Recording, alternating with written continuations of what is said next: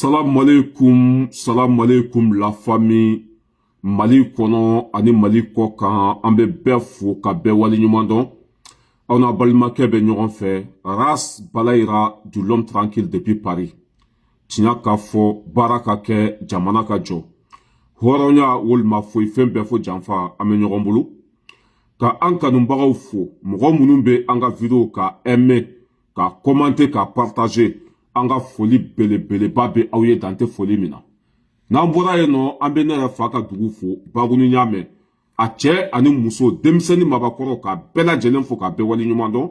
Ka tila ka ɲini Asimi Goyita fɛ a ka hakili to ne yɛrɛ fa ka dugu la. Banbanci ninnu a camanba de bɛ yen. Attaque misɛnnin fɛn fɛn bɛ kɛ bi. Terroriste ninnu bɛ taa labɛn sabati Baguni y'a mɛn de. A y'aw senfa biribiri ka yen kɔlɔsi. N'an bɔra yen nɔ an bɛ an ka tɔn fo n'o ye tiɲɛ kɛnɛ hɔrɔnya kɛnɛ danbe kɛnɛ kɛnɛ jɛman passe n'o présenté tanti Jɛnɛba Kulubali k'a n'a ka jama bɛɛ lajɛlen fo. N'an tɛmɛna ka bɔ yen nɔ an bɛ jigitugu masa fo Asimi Goyita président min ɲɔgɔn ma deli ka na diɲɛ kɔnɔ Asimi don. Président min jɛra a ka sara kɔ k'a di jamana kɔnɔdenw ma Asimi Goyita don. An ka foli bi ye an bɛ ɲɔgɔn bolo. N'an bɔra yen an bɛ Sogɛli Kokala Mayiga fo jigitugu minisiri min ɲɔgɔn ma deli ka na diɲɛ kɔnɔ Sogɛli Kokala Mayiga don. An ka foli bɛ dan tɛ foli min na. N'an tɛmɛna ka bɔ yen nɔ an bɛ Sadio Kamara fo ka Moribo Kɔnɛ fo ka Njawu fo ka Wage fo ka Abdoulaye Mayiga fo ka Abdoulaye Diop fo k'an ka sɔrɔdasi ɲuman bɛɛ lajɛlen fo. Sɔrɔdasi fɛn fɛn jɔlen da sen kan bi ka faso kumabɔ ka faso kunnawolo an ka foli bɛ aw ye parce que ni aw tɛ anw tɛ lafiya. Hali bi an ka dugawu b'aw kɔ. Nin waati na ɲa bɛ Amasi Sisoko i folen don kosɛbɛ. Dirisa Sise i ka foli belebeleba bɛ yan. Abdoulaye Kulubali k'i fo k'i waleɲuman dɔn. Maliki an ka foli b'i ye. Min ye tanti Arama Jara k'i fo dan tɛ foli min na. Zeska Mete an ka foli belebeleba b'i ye. Abdoulaye Samake k'i fo k'i waleɲuman dɔn. Min ye Karunga Keta di Mande Masa i ka foli bɛ yan. Traoré Dirisa i folen don k'i waleɲuman dɔn. Min ye Barou Jakite depuis BDM na an ka foli bɛ Sisoko k'i fo dan tɛ foli min na.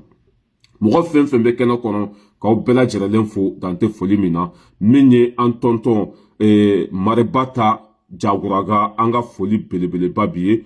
Na soninken cukuni adu soninkan ka mukanu o kunyindongo ka taa ka sui. Soninkan lemmengo dina nukusu waga kunyini na aga mama na tla na mundu aga magandini ono kitunkini mei na habankan dema. O kunyindongo ka taa soninken lemmen chui. Nin wati na nyabe Mohamed Bari i folen do kosobe dan tɛ foli min na. Ne balimaw bi an bɛna kuma mun kan min ye Irisi ni Mali ka coopération ye a bilama a ka di ka tɛmɛ dibarani kan. Mali ni Irisi ka coopération a bɛ ka wolo hɛrɛ la a ka bon hakili ma an bɛna an da don o la. Bonne nouvelle bɛ yen dɛ. Sekino Konare k'i fo k'i waleɲuman dɔn. Sɛnɛbali ɲinabali. N'an tɛmɛna ka bɔ yen nɔ Asimi a n'a ka ministre de défense ministre de sécurité chef d'état-major o ye réunion urgence kɛ kunu an bɛ an da don o fana la k'o walawala. N'an bɔra yen nɔ min ye Corée du Nord olu ka président a ye Asimi Goyita wele ko Asimi bɛ fɛn min fɛ k'a k'a fɔ k'ale b'a bɛɛ lajɛlen kɛ Asimi ye an bɛ an da don o fana la k'o walawala. N'an tɛmɛna ka bɔ yen nɔ min ye Faransi olu ka ministre des affaires étrangères n'a bɛ fɔ a ma ko Diaramana ale kumana kunu k'i tɛ jɔyɔrɔ sɔrɔ Faransi kɔnɔ yan ni min dan bɛ bila. I tɛ jɔyɔrɔ sɔrɔ Faransi kɔnɔ yan ni ma c'est-à-dire ni min dan bɛ falen quoi. Ale kumana an b'ale kumakan kala yan. O mɔgɔ kelen de bɛ anw da la ko démocratie bɛ Faransi kɔnɔ yan. N'o de fɔ ko ala b'aw bɛɛ sugu yira mɔgɔw la. N'an bɛ taa fana an bɛ se. N'an bɔra yen nɔ Asrafu Sarafa Serifu de Ɲɔrɔ karamɔgɔ min ɲɔgɔn tɛ diɲɛ kɔnɔ. Limaniya hɔrɔnya ala ɲɛsiranya n'o ye ɲɔrɔnbu ye ale kumana a ye duwawu kɛ jamana ye. An bɛ bu ye kumakan kala yan Asrafu Sarafa Serifu de Ɲɔrɔ kangelentigi faso dɛmɛbaga fantanw kanubaga fantanw dɛmɛbaga fantanw jigi ɲɔrɔnbu ye a kumana an b'ale kumakan kala yan. N'an bɔra yen nɔ min ye Burkina Faso min ye i y'a faamuya b'a la u ka jugusago den minnu i y'a faamuya b'a la ni ala y'u ta tiɲɛ k'u halaki n'o ye Danbinba n'a jɛɲɔgɔn ye. An bɛ waati min na ko bi olu bɛ Côte d'Ivoire jamana kan Alassane Dramane Ouattara dara malola ale ka jamana kɔnɔ ja torosuko kɛlɛ fɛn fɛn bɛ Burkina kɔnɔ nin kafiri de bɛ k'a labɛn Côte d'Ivoire kɔnɔ a migné Burkina ministre de défense ale kumana u ye coup d'état joli ta ka Ibrahim Traoré sɛgɛrɛ a bɛɛ bɛ ka labɛn Côte d'Ivoire de kɔnɔ i y'a faamuya b'a la an bɛ cɛ kumakan k'a la yan n'an bɔra yen nɔ min ye Ukraine président ye an bɛ waati min na komi bi ale bɛ Amérique jamana kan a taara dɛmɛ ɲini yen nɔ a taara maramafɛn ɲini wa n y'o de fɔ ko nin ta tiɲɛna waati kelen Poutine bɛ Ukraine capitale kɔnɔ waati min na ale bɛ Américain fɛ yen nɔ k'u ka obi ni miseli ni fɛnw d'ale ma waati kelen Poutine i y'a faamuya la a jɔlen bɛ Zelensky ka bulonda la n'an bɛ taa an bɛ se ala ka barika de Poutine n'an bɛ kuma o kan n'an tɛmɛna ka bɔ yen nɔ min ye Niger ye olu ni société baw y'u tɛgɛ di ɲɔgɔn ma walasa u ka sanu bɛ se ka bɔ ka jamana kɔnɔdenw nafa cogo min na u ka uranium u ka lithium bɛ se ka bɔ cogo min na ka jamana kɔnɔdenw nafa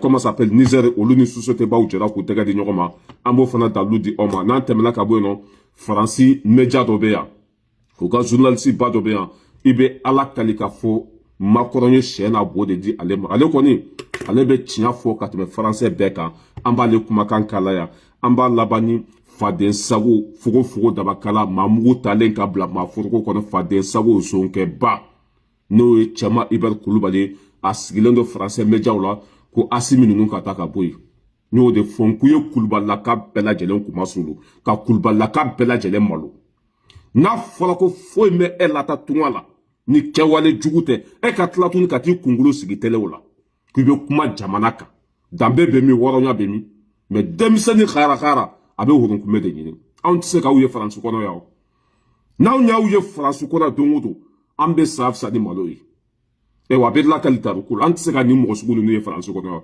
n'an ye ninnu ye an bɛ préféré ka taa lahara de o ka fisa ni ninnu ka jɔ ɲɔgɔn kan baso kumasuludenw an bɛ ale cancanya nin d'an sigi kun ye an b'a ɲini aw fɛ bɛɛ ka t'i abonné an ka chaîne YouTube sanfɛ n'a y'a abonné an ka chaîne YouTube sanfɛ a bɛ komi a ye an kunna wolo ka an dɛmɛ an ka baara la ka fanga don an na n'i y'a mɛn ko jɛgɛ ji de ko don ni jɛgɛ tɛ ji kɔnɔ nafa t'a la an fana jigi ye aw de ye bɛɛ k'i abonné an ka chaîne YouTube la n'an bɔra yen nɔ an terikɛ a n'an jɛɲɔgɔn Jason Trotsky n y'a fɔ aw ye ala ye aw minnu garijɛgɛ bana la aw ka bana fura bɛ sɔrɔ a bolo senkuruba dimi kɔdimi fasadimi o fura ɲuman b'a bolo min ye dabaliban fura ye o fana fura ɲuman b'a bolo a bɛ jabɛti ban a bɛ tension ban min ye jaralakaw ka fura ye naturel mugu o fana fura ɲuman b'a bolo n'i ye o fura in ta an ka cɛ min ye kɔmuso ye a bɛ su bɛɛ kɛ muɲa nisɔndiya parce que ni an balakaw ka hakɛ don u ma dilan sanfɛ o ni nisɔndiya bɛ wuli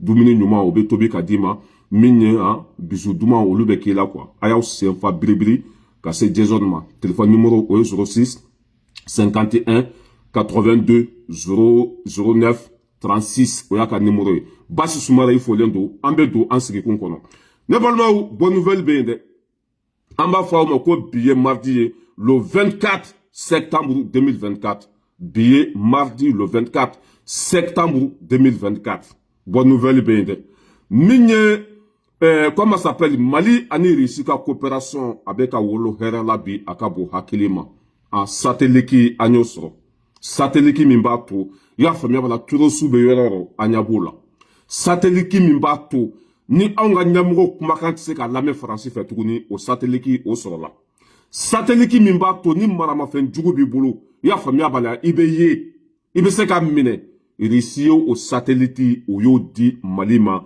an b'a fɔ ko bonne nouvelle bɛ yen a ka bon hakili ma an bɛ an ka ministre des finances Alfousseni Sanu an b'ale kumakan k'a la ka yira aw la k'a fɔ bonne nouvelle bɛ yen kunnawolo bɛ yen an bɛ an ka ɲɛmɔgɔw fo k'u waleɲuman dɔn hali bi u k'u cɛsiri ne balimaw satellite o sɔrɔla anw ka téléphone sira a tɛ se ka lamɛn Faransi fɛ tuguni min ye turosu ye o mana maramafɛn ta cogo o cogo a bɛ ye k'a fɔ ko maramafɛn jugu b'u bolo mun y'u ka téléphone jugu sago ninnu ye n'u b'a ci ɲɔgɔn ma n'an tun tɛ bɔ a kalama satellite min dira an ma a bɛ se ka kɛ sababu ye i y'a faamuya la turosu bɛ communication fɛn fɛn kɛ an bɛ bɔ a bɛɛ lajɛlen kalama an bɛ Poutine fo ka waleɲuman dɔn n'ale tun tɛ sisan tun bɛ Mali sɔrɔ lahara n'ale tun tɛ sisan tun b'a sɔrɔ n ka cɛ ça ne va pas grâce à Vladimir Poutine basigi bɛ yen lafiya bɛ yen an ka Alfousseni Sanu an k'ale lamɛn. Monsieur le ministre en charge du secteur de l'enseignement supérieur, de la recherche et de l'innovation du Burkina Faso,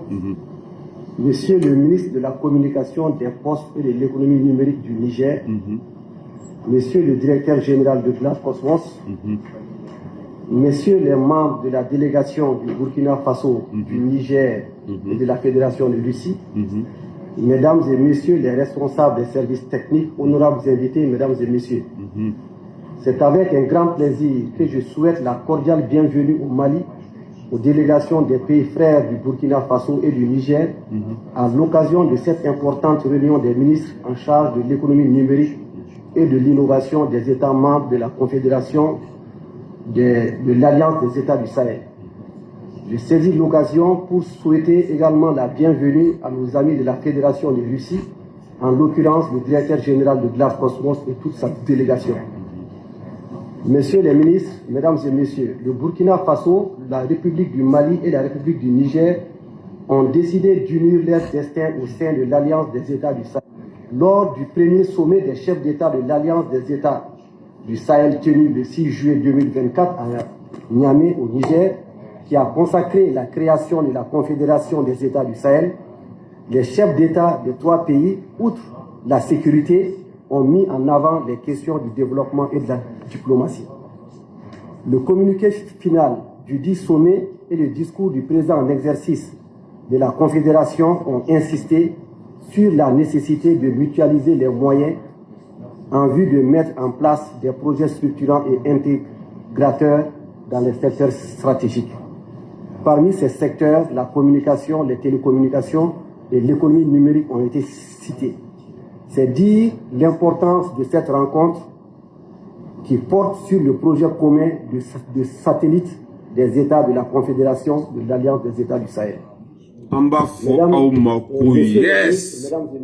messieurs, bonne nouvelle tête menenkande ambe ala joya minye ayesi jamana sabanye anye satellite soro turosu obe kuna fondi nyuga mayoro ambe bo apela jelen kalama minye marama fenjugu ye na be bo yoro wala kado ayesi kono ambe bo apela jelen kalama turosu dogolen be yoro ni marama fenjugu bubulu satellite be se ka to nambu ye ku kunchuku dafara ku blakata lahara ambe irisi fo ka wali nyumandon grâce à irisi barka be ka do ayesi la grâce à irisi jugu be ka malo ambe do ke Poutine ala ka mi ankoro ambola ka satellite soro mimbe andeme lakana la mimbe andeme ka jugu kunchuku dafara ko blakata lahara ambe ala fo ka la barkada jugu boloko mali be ke minye ni ala na kira sona ayesi te ke we jugu boloko ayesi be ke minye ni ala na kira sona ante malo ambe se ka senge nante malo ambe ala fo ka la barkada ne balwa nan temena ka boyno minye réunion de urgence kunu anga ministre de anga président Assimi Goïta ka fora anga ministre de défense ka fora anga ministre de sécurité ka fora anga comment ça s'appelle chef d'état-major ou ñogonye kunu sécurité yelama be se ka do bara la tugumna sécurité ya famia bala stratégie kura be se ka ta tugumina o kumana oka no de fonko Assimi malendo nga tono amandaye malendo nga degun amandi Assimi nin koin kele ne biche nga che réunion min kala be sababu akunu o bena minka o stratégie kurate fuyeli bena damine ya famia bala posu bebena contrôler jugu be yoro ku nyinu ku kunchuku dafara benkero de ka yelema dona barala ani wulika jo rapidement che baw mo munu nga cholu bebina bla en place ka malendo kolosi akabo hakilima anga je angu ka kunu nyogonye anga lame ke sababu anga lakana rebe chuka mina anga se ka ajatemne katla ka jugu fana ka kewalo jatemne wala sa mise ka o bela jalen kumbe chuka mina wala sa jamana do mise ka lafia président de la transition est Akadanaya Kroakwaya sur la signumero kan oba bara in konala ambe kele mina kele nogomante donc fo bɛɛ lajɛlen de ka fara ɲɔgɔn kan walasa an bɛ se ka dankari jugu la cogoya min na k'an ka jamana lakana cogoya min na o hukumu kɔnɔna la a ye instruction di walasa baara in bɛ se ka ɲa cogoya min na an bɛɛ lajɛlen bolo n bɛ profiter a ka nin micro la ka wele da kɛ maliyɛnw ye k'a dɔn k'a fɔ an bɛ kɛlɛ min na kɛlɛ gɛlɛman don donc u ka continuer k'u ka armée dɛmɛ i n'a fɔ u bɛ k'a kɛ cogoya min na kabini kɔrɔlen. Radio Camara an b'i fo k'i waleɲuman dɔn ni Ala n'a kira sɔnna maliyɛndenw jɔlen don ka aw dɛmɛ ka faso kumabɔ ni Ala n'a kira sɔnna. Maliyɛndenw ye min kɛ o don o bɛna ko kɛ min ka bon ni o ye. Anw ye ci bila maliyɛnden bɛɛ ban ko bɛɛ k'i jɔ. Sigidaw la an bɛ ɲɔgɔn dɔn ni dunan nana an bɛɛ ka kɔlɔsi. Ni dunan nana an bɛɛ ka jate minɛ sigida bɛɛ lajɛlen na. Maliyɛnden bɛ fan o fan fɛ. N'a ye dunan nɔgɔlen sen pɛrɛlen i y'a faamuya ka Ala jugu bomosi nɔgɔlen n'a y'a ye aw ka sigida fɛn fɛn na a y'a ko fɔ. Sadio Kamara fana bɔra k'o ɲini aw fɛ an bɛɛ k'an fanga kɛ kelen ye k'an ka jamana kɔlɔsi foyi t'an bolo ka Mali bɔ. Ni Mali cira bi a tɔɔrɔ bɛ s'an bɛɛ ma. Ni Mali jenina bi a tɔɔrɔ bɛ s'an bɛɛ lajɛlen ma walasa an ka kisi o bɛɛ lajɛlen ma union fait la force an k'an tɛgɛ di ɲɔgɔn ma k'an ka jamana kumabɔ an ka ɲɛmɔgɔw bɔra ka réunion urgence dɔw kɛ solution bɛ se ka sɔrɔ Torosuko la cogo min na u bɛ se ka kunbɛn cogo min na sɛgɛsɛgɛliw bɛ se ka kɛ cogo min na contrôle bɛ se ka kɛ fan bɛɛ fɛ c'est à dire o ye ko caman de bila en place bi n'i bɛ don Bamako kɔnɔ saratu tigɛli don sufɛyala ni mi cogo dɔ i bɛ t'i bo kɛ palan kɔnɔ fɛn caman de sigira sen kan ni ko ma kɛ ko tɛ dɔn an bɛ an ka ɲɛmɔgɔw fo Sadio Kamara i ɲɔgɔn ma na grâce à toi Mali territoire bɛɛ kɛra an ta ye i ye sɔrɔdasiw bila condition kɔnɔ sɔrɔdasiw yɛrɛ y'a fɔ anw ye ko u mago bɛ fɛn fɛn na k'a bɛɛ kɛra u ye grâce à toi bi Mali armée ɲɔgɔn tɛ diɲɛ kɔnɔ Sadio Kamara an bɛ ɲɔgɔn bolo ne balimaw an bɛ tɛmɛ ka bɔ yen an bɛ na Corée du Nord olu ka président ɲuman a ye Assimi Goïta wele a ka lasigiden min bɛ Niger jamana kan a ka ambassadeur min bɛ Niger jamana kan a y'o de wele i y'a faamuya la ka cikan don o da kɔnɔ k'o k'a fɔ Assimi ye i y'a faamuya b'a la ko tɔɔrɔ min ye an sɔrɔ ko a ka dɛmɛ bɛ an ye degun min y'an sɔrɔ k'a bɛ komi a y'olu Corée du Nord de sɔrɔ a ko bɛna Mali dɛmɛ ni maramafɛn caman ye o bɛna Mali dɛmɛ ni kɛlɛkɛminɛn caman ye o bɛna Mali dɛmɛ ni fɛn caman de ye Corée du Nord président ale bɔra ka nin fɔ Assimi kunu i y'a faamuya b'a la ko Assimi mago bɛ fɛn fɛn na Assimi ka cahier ta ka bɛɛ sɛbɛn cahier kɔnɔ ka ci a ma maramafɛn jugu i y'a faamuya b'a la kɛlɛkɛminɛn ɲumanw ko a bɛ n'o bɛɛ lajɛlen di Mali ma walasa basigi ni lafiya bɛ se ka na Mali kɔnɔ cogo min na a bɛ an dɛmɛ ni o baara ye a bɛ an dɛmɛ ni o minɛn ye a b'an dɛmɛ ni fɛn caman ye Corée du Nord olu ka président bɔra ka nin de fɔ an ka président ɲuman ye kunu an bɛ Corée du Nord président fo ka wale ɲuman dɔn comment ça s'appelle Badjiba Jabali fantanw dɛmɛbaga fantanw jigi Corée du Nord nin président tama in n'olu tun tɛ diɲɛ kɔnɔ sisan an b'a sɔrɔ diɲɛ wulila Corée du Nord président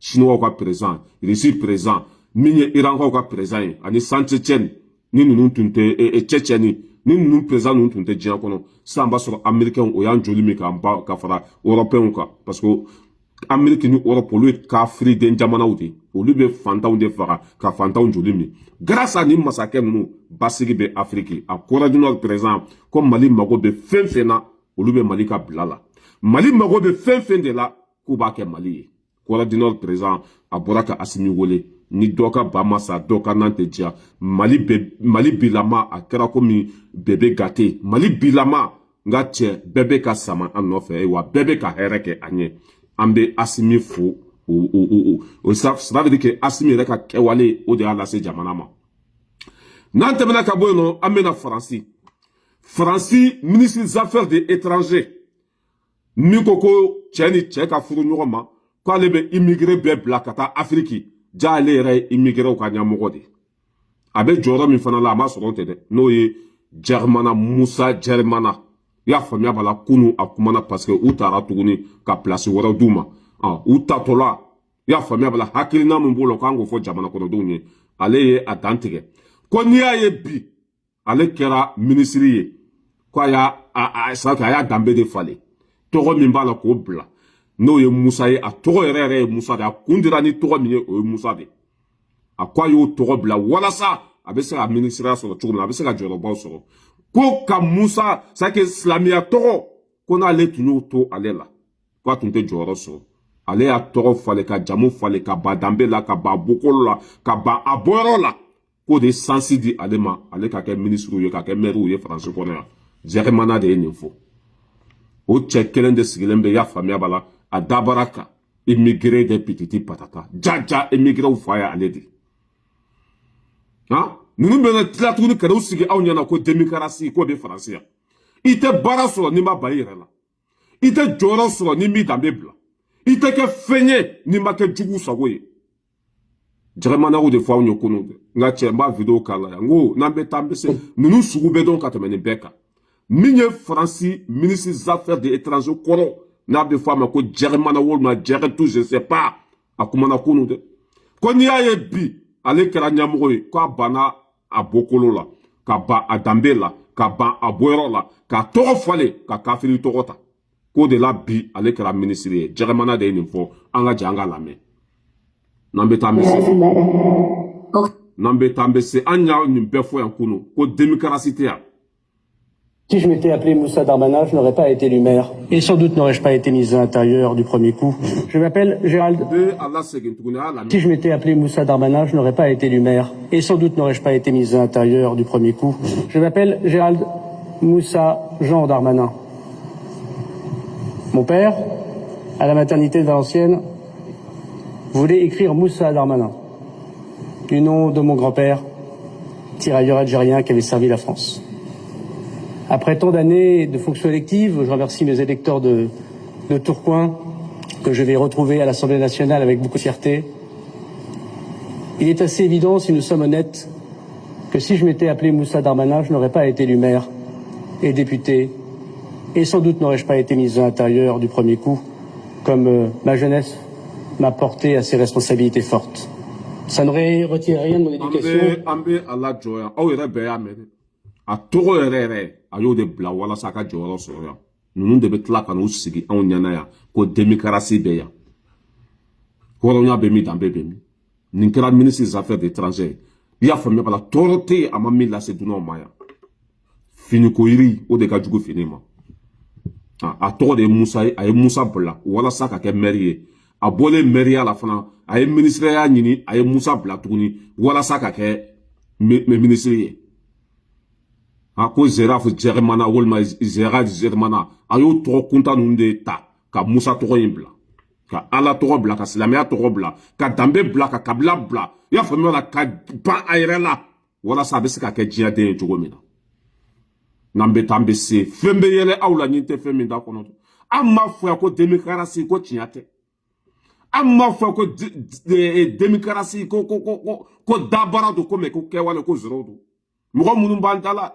démocratie petiti patata mais o yɛrɛ fɛ a pa paga walasa i ka jɔyɔrɔ sɔrɔ fo k'i ka ban i yɛrɛ la ten i ka kɛ kafiri kuntala kelen ye o la jɔyɔrɔ bɛ d'i ma démocratie bɛ min bɛɛ ka hakɛ bɛ min mais n'an bɛ taa an bɛ se ala ka barika dɔ tiɲɛ la hali bi aw sugu bɛ dɔn ka tɛmɛ nin bɛɛ kan ne balimaw an bɛ na Asrafu Sarafa Serifu de ɲɔrɔ karamɔgɔ kɛ min ɲɔgɔn tɛ Mali kɔnɔ Buye don Asrafu Sarafa depuis a kɛra nin fanga fɛ a m'u janfa depuis a kɛra nin fanga in fɛ a ma kuma fila fɔ depuis a tugura nin fanga in kɔ a bɛ nin sira kelen de kan Asrafu Sarafa Serifu de ɲɔrɔ karamɔgɔw ka karamɔgɔ mɔgɔbaw ka mɔgɔba Buye kumana kunu an ka jɛ an ka Buye lamɛn anw maliyɛn fɛn o fɛn bɛ yen maliyɛn bɛɛ lajɛlen k'a ta kɔrɔn tilebin saheli bayan ala ka basigi bila an ka jamana kɔnɔ ala ka hinɛ don an bɛɛ lajɛlen ni ɲɔgɔn cɛ maa minnu b'an ka ɲɛmɔgɔya la ala k'u dɛmɛ a b'a ɲini ala fɛ ala k'u bɛn ɲɔgɔnya faso ka hɛrɛ la ani faso ka taabolo ɲuman na ala ka dugawu minɛ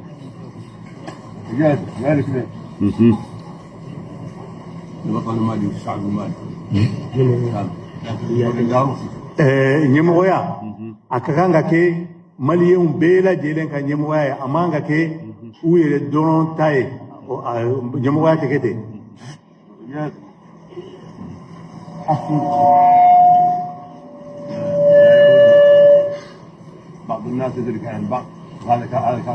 ɲɛmɔgɔya fana ɲɛmɔgɔw kan k'u janto a kana kɛ jamakulu dɔ bɛ yen o fana b'u bila u fili jamakulu wɛrɛ kan u ka kojugu k'u la. a ye tilen mɔgɔw nɔfɛ aw seko damayira la aw bɛ tilen jamana kɔnɔdenw nɔfɛ aw seko damayira la. aw kana kɛ dɔrɔn ni fɛn fɛn fɔra aw ye mɔgɔw dɔ la aw k'o minɛ k'a sɔrɔ la aw m'o pɛrɛpɛrɛla tigɛ aw m'o ko ɲɛɲini k'a dɔn. an bɛ an ka karamɔgɔkɛ fo Asrafu Sarafa ko a ka dɛmɛ bɛ Asimi ye a ka dɛmɛ bɛ maliyɛn bɛɛ ye ko an ka ɲɔgɔn minɛ an ka don da kelen fɛ ka bɔ da kelen fɛ n'o kɛra basigi bɛ na lafiya bɛ na an sago bɛ sɔrɔ ala yɛrɛ y'a fɔ a ka kuranɛ kɔnɔ ko n'an jɛra k'an ŋaniya kɛ kelen ye ko ale ka hɛrɛ bɛ jigin an t'o la mɛ n'an banna ɲɔgɔn na ko an tɛ foyi sɔrɔ ni tɔɔrɔ tɛ buye ko k'an ka ɲɔgɔn minɛ i y'a faamuya b'a la foyi t'an bolo ni Mali kelen in tɛ an bɛ bɔ yen an bɛ na Burkina Faso Burkina service de renseignement o y'u ka jugu minɛ tuguni o b'o kun na kafiri mun ye Burkina ci ka Burkina danbe bɔ a la ka Burkina nafolo buruja olu bɛɛ bolila ka t'u dogo cɛkɔrɔba kafiri ala jugu malangolo in bolo Côte d'Ivoire Afrique cibaga bɛɛ bɛ Côte d'Ivoire de bi Afrique denlankolon bɛɛ bɛ Côte d'Ivoire de bi Afrique zon kɔgɔlenba a bɛɛ lajɛlen bɛ Côte d'Ivoire de bi a min ye daminba n'a jɛɲɔgɔn ye olu de tun bɛ fɛ ka Burkina ci olu de tun bɛ fɛ ka Burkinabɛw faga tuguni mais ala ni Burkinabɛw ka wulikajɔ bolo o ye dankari kɛ ninnu ka jugu sagodenya la o ye hakilina jugu min ta ka Burkina sɛgɛrɛ o ye banbajugu sara k'u kana Burkinabɛw faga ala ni Burkina ka wulikajɔ o ka i y'a faamuya wala juguya ma se k'a se Burkina la la famille n'an bɛ taa an bɛ se ninnu bɛ malo ka tɛmɛ nin bɛɛ kan an ka Burkina ka ministre de défense an ka jango lamɛn. 11. Le commandant Joanny Compaoré, ancien directeur général de la SONABI, qui recherchait des drones kamikazes. 12. Le colonel Zala, travaillant dans le système des Nations Unies en Centrafrique. 13. Le lieutenant-colonel Paul-Henri Sandago Damiba, alias le Patriarche, qui dirige le volet militaire de ce complot. 14. Le lieutenant-colonel D. Romeo Woba, alias Rodriguez, qui est le chef du centre des opérations à Accra. 15. Plusieurs autres officiers à l'extérieur du pays sur lesquels les investigations se poursuivent. Ces déstabilisateurs, en collaboration avec des complices à l'intérieur du pays, menaient des actions de désinformation massive et utilisaient des pratiques occultes pour s'aimer la confusion et la division. Plusieurs marabouts ont été consultés par M. Abdoulaye Bari, alias le voyageur, qui s'est fait aider par le sergent-chef Tendano, alias Taylor, ancien élément des forces spéciales, qui sera arrêté plus tard par nos services de renseignement. Ce dernier donnait des renseignements à l'ennemi et avait en charge de recruter des éléments pour les opérations de déstabilisation. Il a en outre pris contact avec son père, marabout très connu dans la zone de Bogandé, afin qu'il travaille à ce que les infiltrations des terroristes se passent très bien. Suite à l'arrestation de commandant Ahmed Kinda, alias Akoshi, et des 2 chefs terroristes, il avait été convenu dans un premier temps de ne pas divulguer l'information pour permettre ainsi nos services de découvrir toute l'étendue du réseau. Les communications interceptées ont révélé l'implication de plusieurs opérateurs économiques dans le complot. Des enregistrements de ces communications seront bientôt diffusés au public dans les prochains jours. Merci beaucoup. D'autres leaders de la société civile participant aux échanges via un groupe WhatsApp dénommé IB Dégage sont également impliqués dans cette vaste entreprise. La plupart des réunions de planification se menaient au Ghana, dans le quartier Ashkimota, à l'hôtel Jidi Lodge à Accra. Certaines autres réunions se menaient à Tamale, en présence de M. Abdoulaye Bari, alias le voyageur, et du lieutenant-colonel D. Romeo Woba, alias Rodriguez. Dans un second temps, il avait été convenu que le commandant Ahmed Kinda, alias Akouchi, le sergent-chef Tendano, alias Taylor, et les 2 chefs terroristes, accompagnés de l'une de nos équipes, montrent le site de stockage de leur équipement et de leur matériel divers.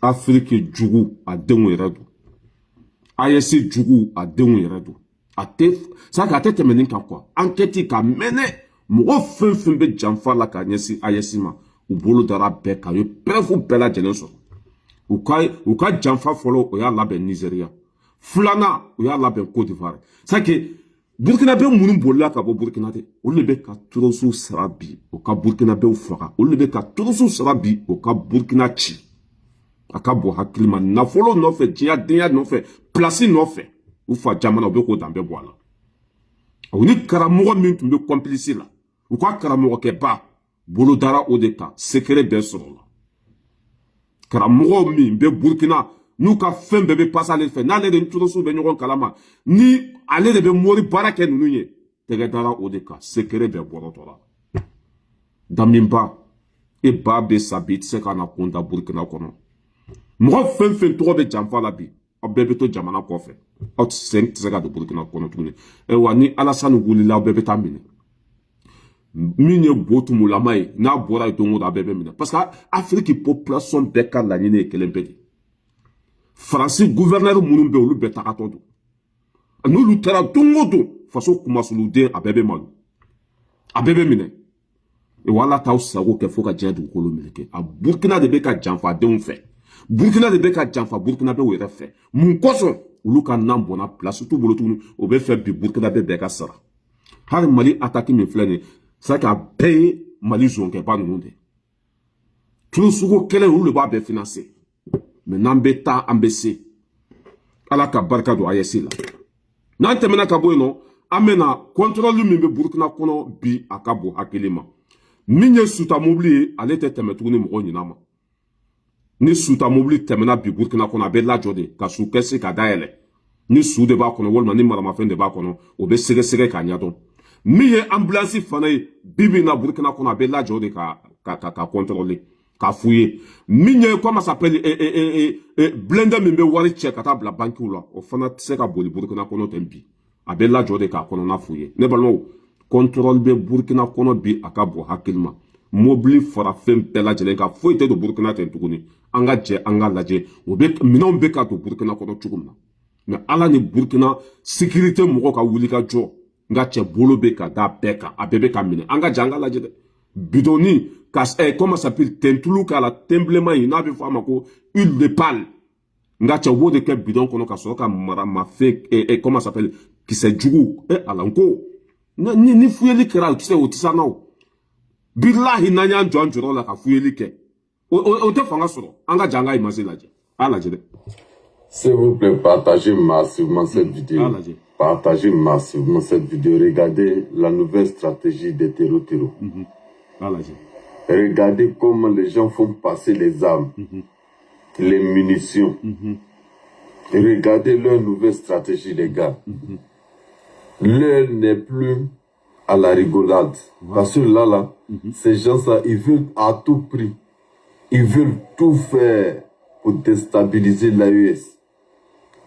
Partagez massivement cette vidéo pour que nos forces de l'ordre puissent doubler encore de vigilance. Les gars, regardez ce que les gens font. Regardez un peu. Des munitions dans huile rouge. Et ça dit, les gens font travailler. Non. Bon, ni sɛgɛsɛgɛli ma kɛ sisan nin bɛ dɔn cogo jumɛn ninnu bɛ minɛ cogo jumɛn Asimi Mali pɔsu bɛɛ baarakɛla fɛn fɛn bɛ a bɛɛ can parce que o bɛ tɛmɛ pɔsu ninnu de la ka sɔrɔ ka don dugu kɔnɔ a Burkina sécurité tellement k'u jɔlen don tous mana fɛɛrɛ fɛn fɛn ta u mana stratégie fɛn fɛn ta Burkina service de renseignement o bɛ tɛgɛ da kan u ka sécurité mɔgɔ bɛ bɔ a kalama a nin filɛ voyage kɛlaw de ye i y'a faamuya turosu u bɛ fara voyage kɛlaw kan ka maramafɛn min ye marafakisɛ ye k'o bila i y'a faamuya la bidɔnniw kɔnɔ ka sɔrɔ ka tulu bidɔn i y'a faamuya la ka ala o ni commerçant de bɛ jɛ ka nin kɛ ɲɔgɔn fɛ de maramafɛn bɛ tɛmɛ cogo bi o b'o baara la mais Burkina a passé, a marché. Il m'a dit que il faut le contrôler de sur eux. Il m'a dit que la peine, a passé Burkina Faso, au lieu de 24 heures sur 24 heures, à Burkina Faso, au lieu de sécuriser. Bon, obe donner marama fen jugo ni jugo de la. Mali posu jolbe ni mimbe ni bara nyoko kate. Mali posu chama de beno i danyi don ka war duma. Fami be mobli kono makotala. Foko de katabla mali kono moko ka jojo rola utara bara min ka mokake. Burkina fleni. Jibidon tete hadi ka kuliso ba boila bi. I ka pantola ba foni ka boila. Silipu mbila ka boila. Ni fente obi bleka teme ni fembe. Nga chobe koda ka garanke maminda ba woloka. E ka turosu ka stratégie laje. Ni contrôle te ni wulika jote ni mbe don chogo jume. Fuka nganjo anjo de la ka barake. Antara kumi kama kamugo nimisi wasa. Kamugo jigi fa. Ka barake tinya ka wala sa jugu kana fere ana. Ambe Burkina sécurité foku wali nyumando obe barala. Ne balma ambe teme ka boyno wala sanga kana se. Ambe ta Ukraine. Mine Zelensky à l'état tiena abe comment s'appelle Amérique Jamana Kanga Django Imazilade. Image du jour, Volodymyr Zelensky au milieu des obus, des centaines d'obus. Pour la toute première étape de son long voyage aux États-Unis, il a choisi très symboliquement cette usine de munitions dont les obus vont directement aller équiper l'armée de Kiev. Merci, merci a-t-il lancé. Les 400 ouvriers qui travaillent ici sauvent des milliers d'Ukrainiens, des millions d'Ukrainiens. C'est dans ce genre d'endroit qu'on voit vraiment que le monde... Globalement, on a fait une troisième guerre mondiale, toi, manjante. On a manjante. Amérique a bien continué à marmafon de l'Ukraine. Billahi tourbe se oma. Poutine a quelqu'un qui n'a bo. Abe jolendo. Ayo continue à marmafon dama. Naka marmafon kele cheni kaya desi jamanaka. Ngache.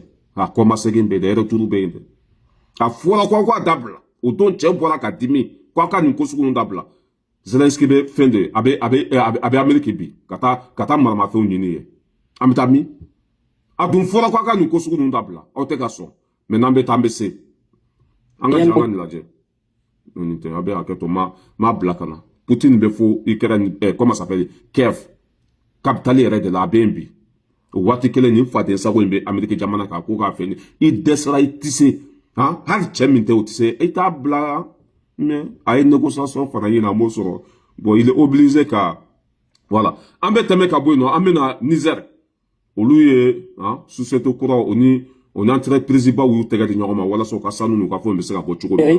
Anga jango image fana laje. Le Niger reprend le contrôle de son or et de son uranium. Le gouvernement nigérien, réuni en Conseil des ministres, a adopté ce jeudi 19 septembre un projet de décret pour la création de 2 sociétés d'État chargées de gérer les réserves nationales d'or et d'uranium. D'abord, Niger a développé Biakabo Hakilima, ou quoi Sanu, ou quoi Uranium, Lithium, on est société ba ou Benaka, ou l'Oube, Benabo, 600. Ka jamana kono de nafa ambe Abdurrahman Chani foka wali nyumandon haribi aka chesri ambe na France media dola o chen koni anyon china fola te France kona turi tege et avec quoi de France o yanga janga la me. Le monde voit que nous sommes hypocrites. Le monde voit que nous pratiquons un double langage. Soutenir Netanyahou, c'est le plus beau cadeau que l'on peut faire à Monsieur Poutine. Ils ont le même but de guerre. C'est quelque chose de terrible ce qui se passe sous nos yeux. Il y a des crimes contre l'humanité. Ko dia beya don bi ko français hypocrite bingel kela o zon janfanti mafala ko dia beya opera bu soro bi ko beya do ko français hypocrite tolo fen be dia kono ko français c'est mbapela français de be kan fote a ko minye israélien ko français de be ko deme bi ka palestine faga ka palestine faga ko français de be ka ne ma fote français de be ka fanga janga la me. Le monde voit que nous sommes hypocrites. Le monde voit que nous pratiquons un double langage. Soutenir Netanyahou, c'est le plus beau cadeau que l'on peut faire à Monsieur Poutine. Ils ont le même but de guerre. Koubeka baradjougou fenke, kabe comme beka cadeau de Poutine ma. Koubeka kumada de Poutine ma, beka peravo de Poutine ma. Ni Poutine wulu kama dongodo, kwa naka daludo. Tola fenbe palestine kampi. Ya famille la, ko français ou de Israël ko feka ni tiani jougo ke. Ambi foki wali nyumando wala tina ala de nebalma amba labani ni delangolo nyanga ni lame parce que anga elle sera quoi anga ni blako ni lame La junte au pouvoir à Bamako a décidé de garder le pouvoir. Qu'à cela ne tienne. Mais il faudrait, aujourd'hui, qu'elle se rende compte quand même que tout ce qu'elle a mis en œuvre. Ça fait qu'à Niger, avec mon retour sous cassé, qu'on la zante pouvoir, qu'on me fait la fanga de garder. Nous ne fanga blabé, est-ce qu'elle se gâte mal là? La question est là. Fatou Doukouré Folendo. Nous ne fanga blabé, est-ce qu'elle se gâte? Ko insécurité, ko nyon yale no Mali kono. Ne tuma jamana na folo suya. Ni toro tuntan soro. Ambe toro fen kono, dabe degun fen kono bi. Aw de y'a lase Mali ma. O de la ayaw ku ana kala ta ka boli ka ta aw da Côte d'Ivoire. Parce que aw de ye Malien don faga. Amba aw de ka dinge kono. Ambe ka aw de ka bara kulun repare bi. Fembe yele e la nyinte femi da kono. Makun o de kanya ou mabi. Ka aw dugu.